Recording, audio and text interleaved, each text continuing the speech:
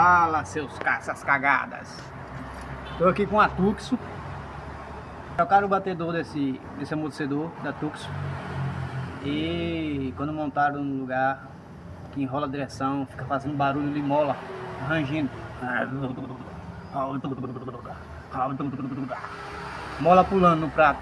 Vou mostrar a vocês o que é que acontece. Fica ligado aí. Aqui, ó. Aparentemente tudo certinho. O detalhe tá aqui, ó. Lá no fundo, encostando no prato, na carroceria do carro. E vou mostrar a vocês por que acontece isso.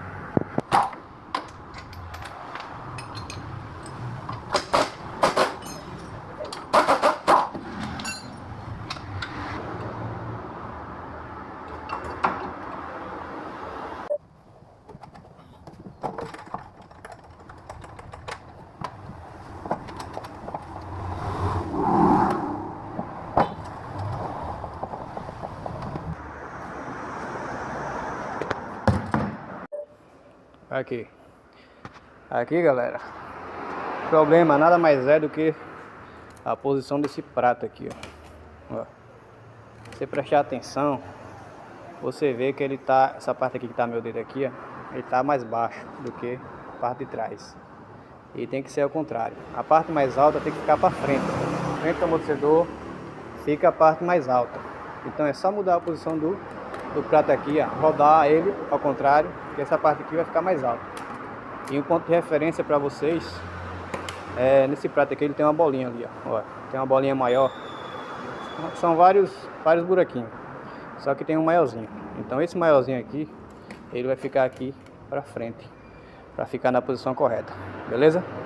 Fica a dica aí para você que é mecânico, que é mecânico, que é reparador, e você que é só um reinão.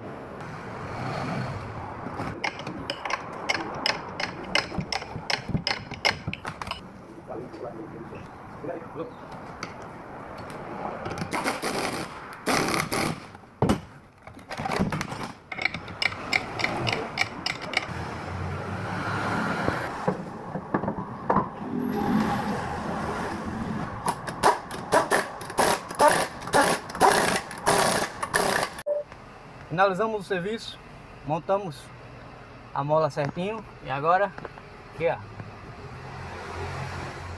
carro sem barulho nenhum mais, tudo certinho.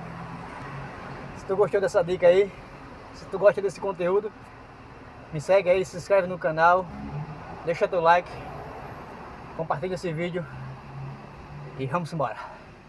Até mais!